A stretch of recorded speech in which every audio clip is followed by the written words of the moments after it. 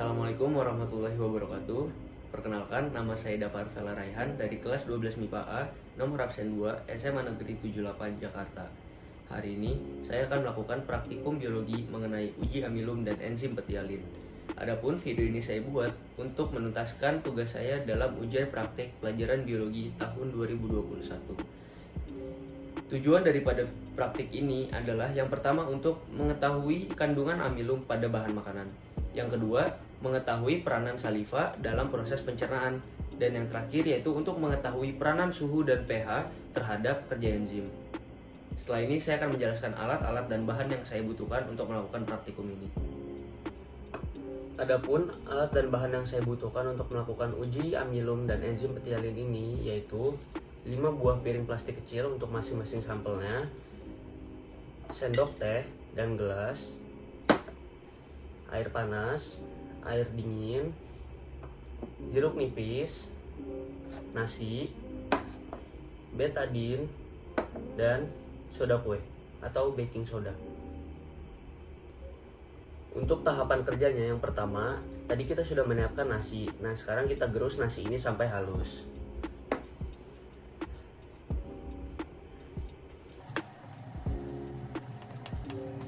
Setelah dirasa sudah halus, barulah kita bagi nasi ini ke dalam 5 wadah yang berbeda.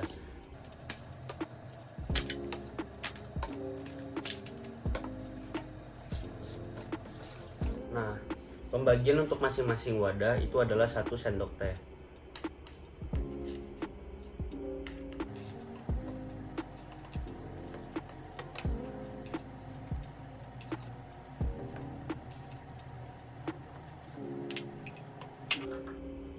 Jadi ini merupakan piring A, piring B, piring C, piring D, dan piring E.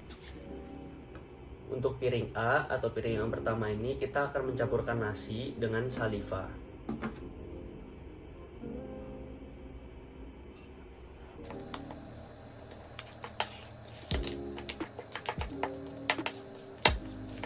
Untuk piring yang kedua atau piring B, di sini kita akan mencampurkan nasi dengan campuran antara saliva dengan 1 sendok teh larutan baking soda. Di sini saya sudah menyiapkan baking soda dan saya akan mencampurkannya dengan air. Saya menggunakan takaran 1 sendok teh.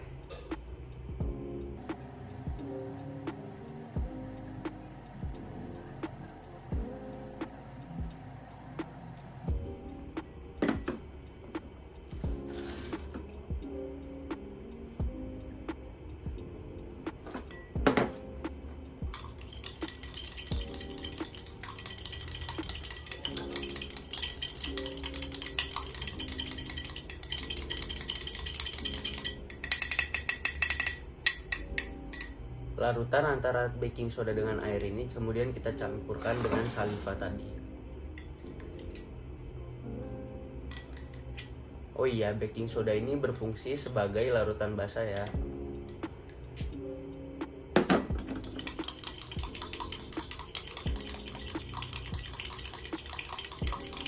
Setelah kita campurkan antara saliva dengan larutan baking sodanya, lalu kita campurkan lagi dengan nasi.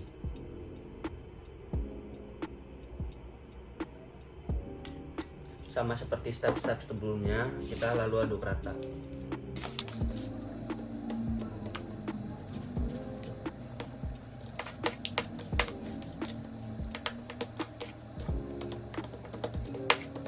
Untuk piring yang ketiga atau piring C, saya akan mencampurkan antara saliva, jeruk nipis, dan nasi. Pertama, kita memeras jeruk nipis ke dalam salivanya terlebih dahulu. Di sini saya menggunakan setengah bagian jeruk nipis.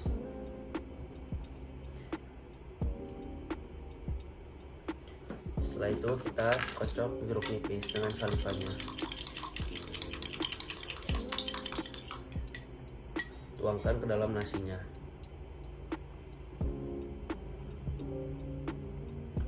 Sama seperti step-step sebelumnya, kita aduk hingga merata. Oh iya, di sini jeruk nipis akan berperan sebagai larutan asam. Karena seperti tujuan tadi, kita akan mencari tahu hubungan antara pH-nya.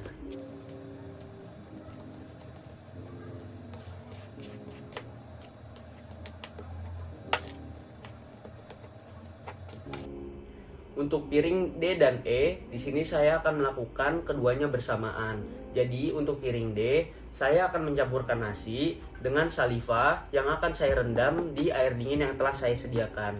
Dan untuk piring E, saya akan mencampurkan nasi dengan saliva yang akan saya rendam di dalam air panas yang telah saya sediakan.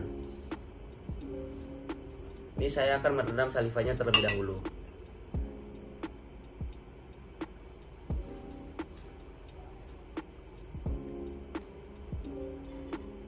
Usahakan air panas yang digunakan ini dengan suhu yang tinggi ya, karena jika kurang tinggi atau kurang panas, enzim masih tetap akan bekerja.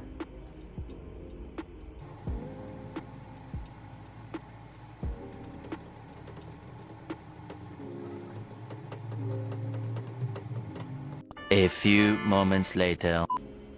Jika dirasa sudah cukup, barulah kita campurkan kedua saliva yang sudah kita rendam di masing-masing air dingin dan air panas. Kita campurkan ke dalam nasi.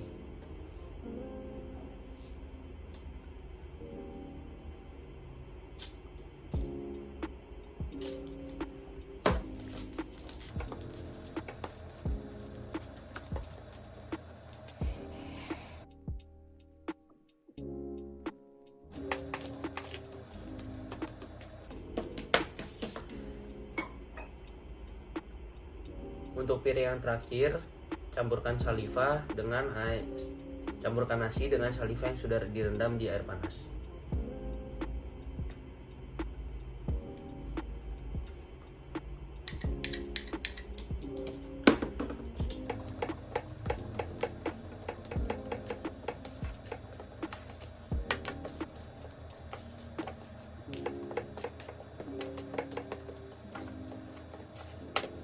Nah, tadi kita sudah mencampurkan setiap piring dengan masing-masing campurannya. Setelah itu, sekarang kita akan memberi perlakuan yang sama terhadap semua piring, yaitu meneteskan betadine yang sudah kita siapkan masing-masing piring dengan 5 tetes betadine. Jadi, kita ulang sedikit. Piring A yaitu campuran antara nasi ditambah dengan saliva. Untuk piring B yaitu campuran antara nasi dengan saliva yang dicampur dengan 1 sendok teh larutan baking soda. Setelah itu piring C yaitu campuran antara nasi dengan campuran antara saliva ditambah dengan perasan setengah buah jeruk nipis. Setelah itu ada piring D. Piring D yaitu campuran antara nasi dengan saliva yang kita rendam pada air dingin. Setelah itu yang terakhir piring E yaitu campuran antara nasi dengan saliva yang kita rendam pada air panas. Nah, di sini saya akan meneteskan masing-masing 5 tetes ke dalam setiap wadahnya.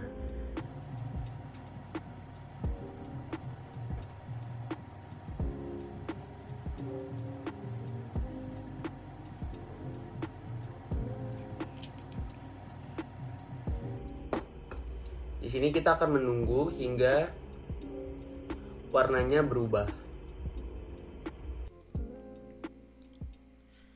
Ini merupakan hasil dari masing-masing piring dengan campuran yang berbeda-beda. Yang pertama, untuk piring A, terjadi perubahan warna menjadi ungu tua. Seperti yang kita tahu bahwa tugas dari enzim petialin yaitu memecah zat pati atau karbohidrat menjadi gula atau glukosa. Dan seperti yang sudah kita pelajari, jika karbohidrat ditetesi dengan iodin, maka akan terjadi perubahan menjadi biru kehitaman. Artinya di sini enzim petialin bekerja dengan baik. Selanjutnya, pada piring B, nasi menjadi warna coklat transparan, yang artinya di sini bahwa enzim tidak bisa bekerja secara optimal. Selanjutnya, pada piring C, terjadi perubahan warna yang sangat-sangat signifikan menjadi warna hitam yang sangat-sangat pekat.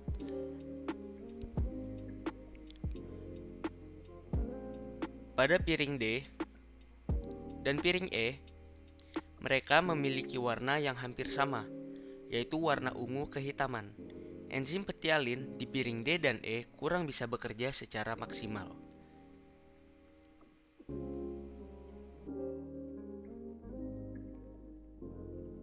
Dari praktikum yang barusan saya lakukan, saya bisa menjawab beberapa pertanyaan. Pertanyaan pertama yaitu, apakah pengaruh saliva terhadap nasi? Jawabannya adalah, ketika makanan masuk ke dalam mulut, tepat ketika itu juga makanan akan menstimulasi kelenjar saliva untuk memproduksi air liur. Air liur ini mengandung enzim petialin. Nah, enzim petialin kemudian menghidrolisis pati atau zat tepung yang terkandung dalam nasi yang kita makan, hingga akhirnya menjadi maltosa. Pertanyaan kedua, bagaimana pengaruh masing-masing perlakuan terhadap aktivitas saliva? Yang pertama, perlakuan pada wadah A mengakibatkan kerja enzim yang optimal, karena enzim bekerja pada suhu yang normal dan pH yang normal. Perlakuan pada wadah B yaitu mencampurkan nasi dengan saliva yang telah dilarutkan dengan baking soda. Kita tahu bahwa baking soda merupakan agen basa. Hal ini membuat pH-nya naik dan kerja enzim yang kurang optimal karena enzim bekerja pada pH yang tidak seharusnya, yaitu sekitar 6,5 sampai 7.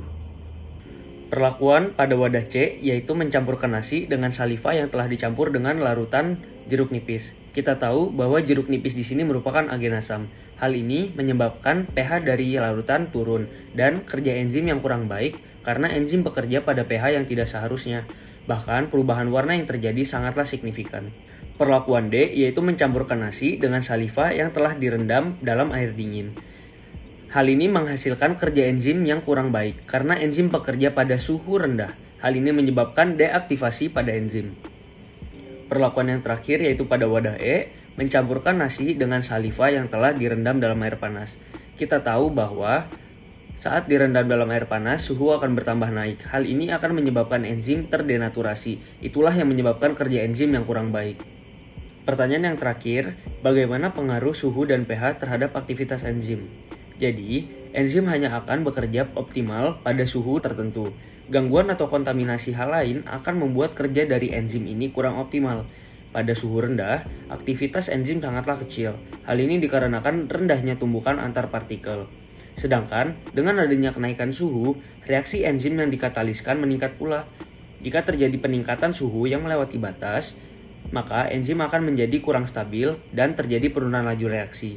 Hal ini akan menyebabkan denaturasi, putusnya ikatan kimia, dan enzim akan kehilangan bentuk spesifiknya. Itulah yang menyebabkan kerja enzim kurang optimal. Kesimpulan yang dapat saya ambil dari percobaan yang baru saja saya lakukan yaitu kita tahu bahwa enzim petialin berfungsi untuk memecah pati atau karbohidrat menjadi gula yang lebih sederhana. Proses pemecahan ini terjadi melalui proses biokimiawi untuk menghasilkan zat gula oligosakarida dan maltosa. Proses ini bisa berjalan dengan optimal hanya pada kondisi tertentu. Kondisi yang saya maksud di sini adalah suhu dan pH yang normal. Dari percobaan tadi, kita memberi gangguan seperti reaksi asam, reaksi basa, menaikkan dan menurunkan suhu. Dan sudah kita buktikan bahwa hal itu membuat kerja enzim menjadi kurang optimal. Satu-satunya enzim yang bekerja dengan optimal terjadi pada wadah A, di mana tidak adanya gangguan kinerja kerja pada enzim. Percobaan ini membuktikan bahwa setiap enzim memiliki kondisi tertentu agar dapat bekerja secara optimal. Kita harus selalu bersyukur kepada Tuhan Yang Maha Esa karena telah menciptakan sedemikian rupa sehingga enzim pada tubuh kita bisa bekerja dengan optimal dan baik. Dan sekarang kita sebagai manusia bertugas untuk menjaga dan merawatnya. Mungkin itu saja yang bisa saya sampaikan. Kurang lebihnya mohon maaf. Semoga bermanfaat ya. Assalamualaikum warahmatullahi wabarakatuh.